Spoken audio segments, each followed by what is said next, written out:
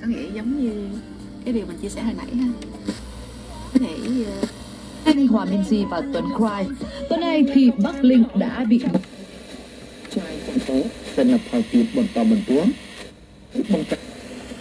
Anh nghe cùng lên nhé, là món quà từ bạn Thanh Tâm, số điện thoại cuối 512. Bền vững, ứng dụng công nghệ cao với tổng diện tích dự kiến 23 ha do Trung tâm Khuyến nông Quốc gia phối hợp với công ty Pepsi. Bạn có thể kiểm soát được sức khỏe sinh sản của chính bản thân mình.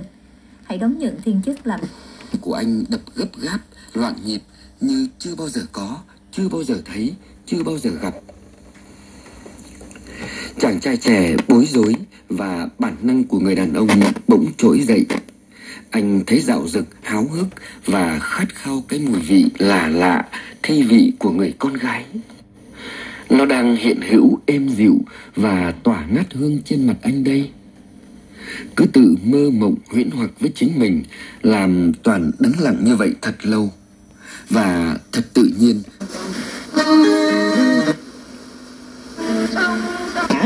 giá trị của những tác phẩm kịch chính luận.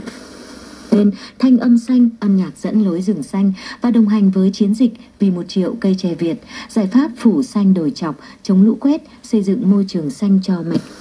Với nhiều vai trò khác nhau như giáo viên, diễn viên, nghệ sĩ, họ đã quy tụ lại với nhau bởi tình yêu với cây đàn dân tộc cũng như nghệ thuật truyền thống.